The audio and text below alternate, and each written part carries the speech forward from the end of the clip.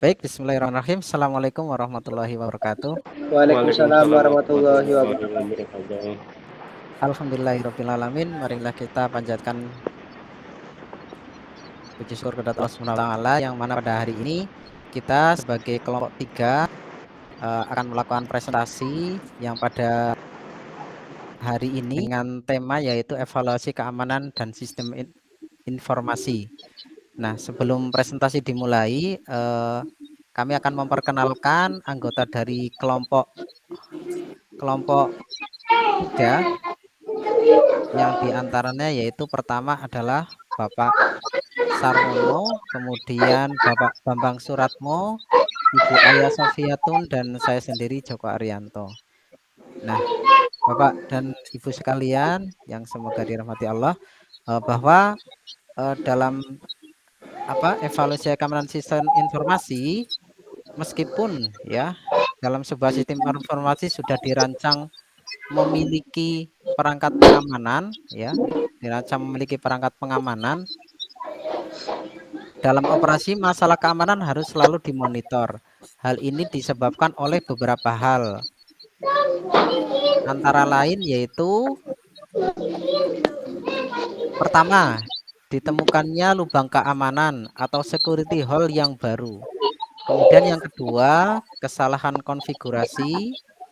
Kemudian yang ketiga, penambahan perangkat baru atau hardware dan atau software yang menyebabkan menurunnya tingkat security atau perubahan metode untuk pengoperasian sistem. Sumber lubang keamanan. Lubang keamanan security hole dapat terjadi karena beberapa hal. Salah desain flow, salah implementasi, salah konfigurasi, dan salah penggunaan.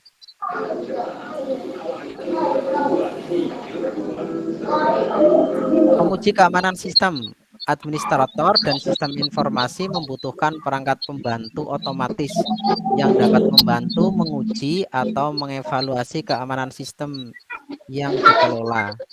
Satu, untuk sistem yang berbasis Unix, ada beberapa tools yang dapat digunakan, antara lain COPS, Tripwire, Satan atau Shine, SBS Scan, Localhost Security Scanner. Yang kedua, untuk sistem yang berbasis Windows NT, misalnya program Balista yang dapat kita temui di http www.secret.com.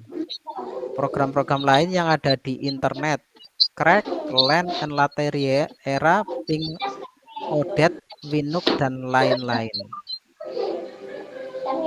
Probing services ya. Service di internet umumnya dilakukan dengan menggunakan protokol TCP atau UDP. Setiap service dijalankan dengan menggunakan port yang berbeda.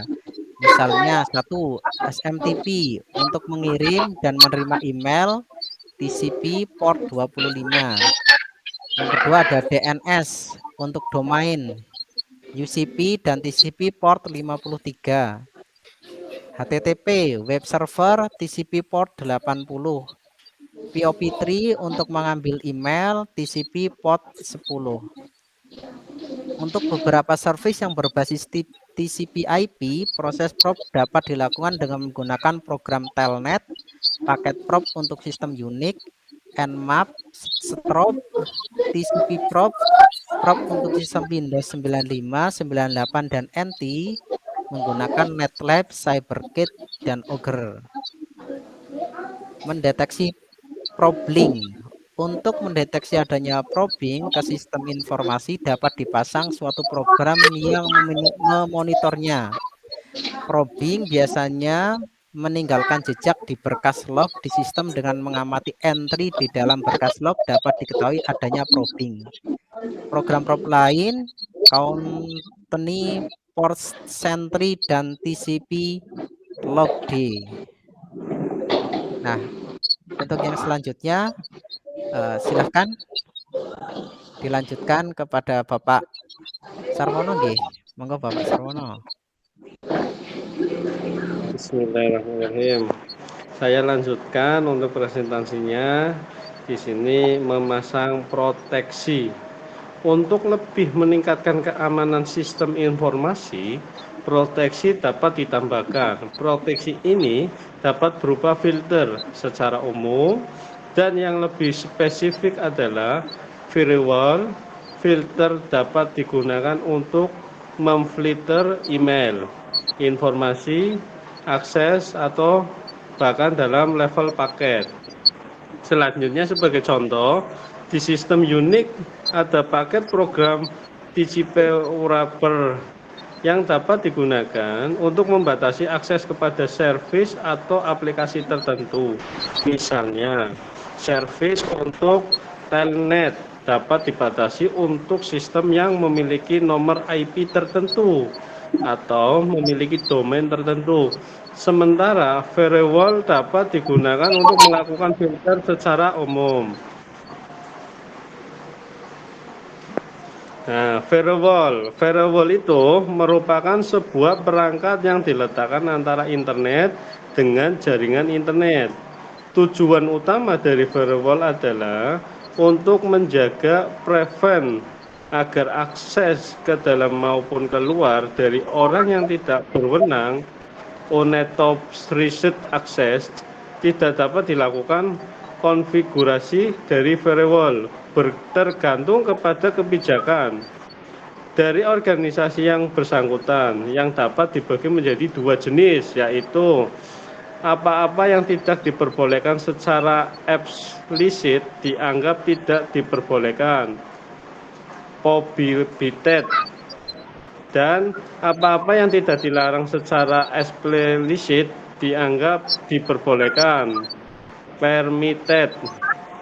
Lanjut, penggunaan enskripsi untuk meningkatkan keamanan. Salah satu mekanisme untuk meningkatkan keamanan adalah dengan menggunakan teknologi enskripsi.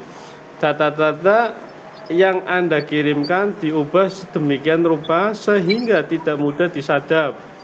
Banyak service di internet yang masih menggunakan plain text untuk authentication seperti penggunaan pemasangan USERID dan password. Informasi ini dapat dilihat dengan mudah oleh program penyadap sniffer. Nah, contoh service yang penggunaannya plain text antara lain: 1. Akses jarak jauh dengan menggunakan telnet dan login.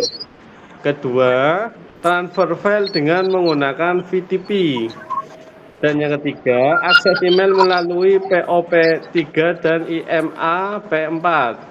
Yang keempat, pengiriman email melalui SMTP. Yang kelima, akses web melalui HTTP. Penggunaan enkripsi untuk remote akses, misalnya melalui SSH sebagai bank. Untuk selanjutnya slide 11 dilanjutkan, monggo. Terima kasih. Selanjutnya yaitu tentang telnet atau sil aman. Telnet atau remote login digunakan untuk mengakses sebuah remote web atau komputer melalui sebuah jaringan komputer. Akses ini dilakukan dengan menggunakan hubungan TCP atau IP dengan menggunakan user ID dan juga password. Informasi tentang user ID dan password ini dikirimkan melalui jaringan komputer secara terbuka. Akibatnya, ada kemungkinan seseorang yang gagal tanda kutip melakukan sniffing dan mengumpulkan informasi tentang pasangan user ID dan password ini. Makanya untuk user ID dan password kita harus usahakan berlapis-lapis untuk keamanannya. Kemudian bisa dilanjutkan, Pak. Kemudian untuk keamanan sistem www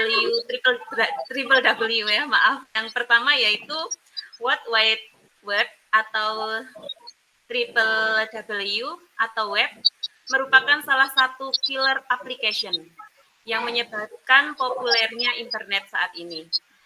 www dikembangkan oleh tim Berners-Lee ketika sabbatical. Kalau sabbatical itu setahu saya cuti panjang ya, cuti panjang untuk beristirahat atau untuk menempuh pembelajaran. yang dilaksanakan di Kern. Kemudian yang kedua, kehebatan dari Triple W adalah kemudahan untuk mengakses informasi yang dihubungkan satu dengan lainnya melalui konsep hypertext.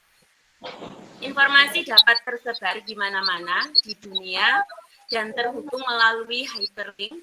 Informasi lebih lengkap tentang Triple W dapat diperoleh di gitu ya. Nomor 3, perkembangannya di internet menyebabkan pergerakan sistem informasi untuk menggunakannya sebagai basis. Untuk itu, keamanan sistem informasi yang berbasis Triple W dan teknologi internet bergantung kepada keamanan sistem Triple W tersebut. Dilanjutkan, Bapak. Kemudian untuk keamanan server Triple W. Server Triple W menyebabkan fasilitas agar dan tempat lain dapat mengambil informasi dalam bentuk berkas ataupun file, atau mengakses perintah atau menjalankan suatu program di dalam server. Kemudian fasilitas pengambilan berkas tersebut dilakukan dengan perintah GET. Sementara mekanisme untuk mengeksekusi perintah di server dikenal dengan istilah CGI bin atau Common Gateway Interface.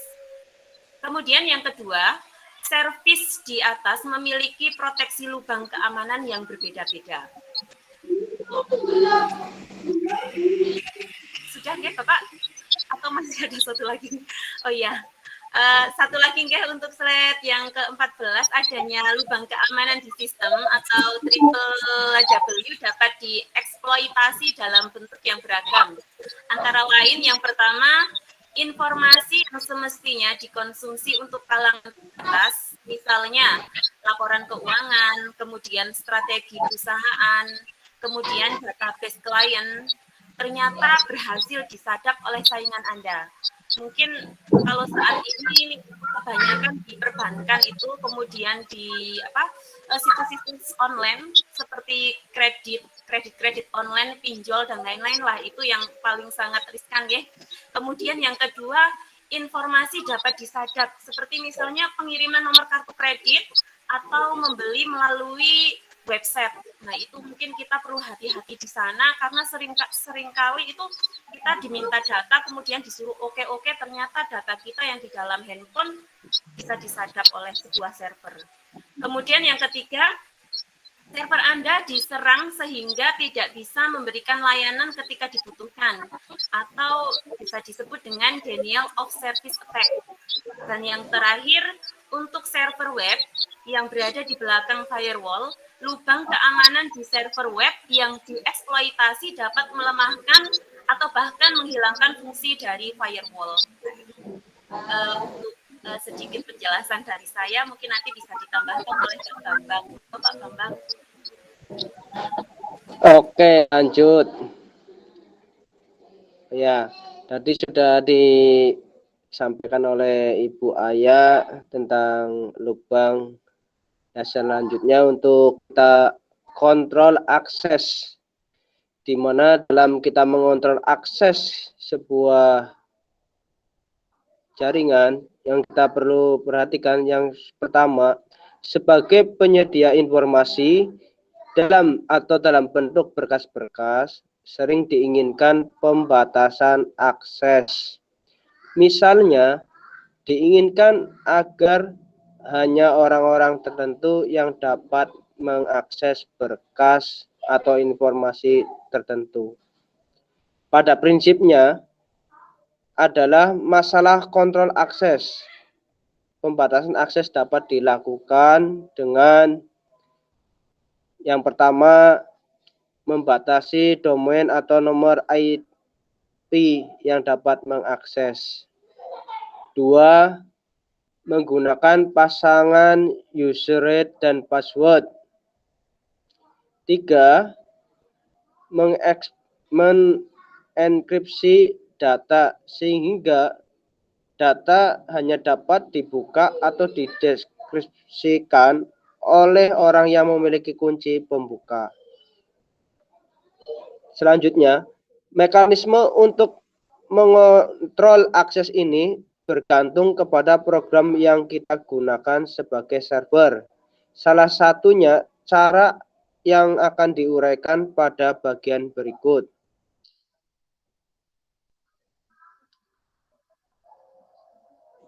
Ya, selanjutnya mengetahui jenis server. Ya, jadi sebelum kita melakukan lebih lanjut, kita harus mengetahui yang namanya jenis-jenis server, yang dimana jenis server tersebut akan memuat tentang informasi server yang digunakan dapat digunakan oleh perusak untuk melancarkan serangan sesuai dengan tipe server dan operasi sistem yang digunakan. Lanjut, Pak Joko. Nah, keamanan klien www, di mana seorang pengunjung sebuah tempat www dapat diganggu dengan berbagai cara. Misalnya, tanpa dia ketahui, dapat saja program Java, JavaScript, atau ActiveX yang jahat di-download dan dijalankan. Program ini dapat mengirimkan informasi tentang Anda ke server www tersebut, atau bahkan menjalankan program tertentu di komputer Anda. Bayangkan apabila yang Anda download adalah virus atau Trojan horse yang dapat menghapus isi hard disk Anda. Makanya apabila kita saat mendownload sebuah aplikasi, kita harus perhatikan, karena tanpa sepengetahuan kita yang di-download kita itu adalah virus. Akhirnya komputer kita menjadi blank dan bisa menghapus isi hard disk kita semua. Lanjut, Pak.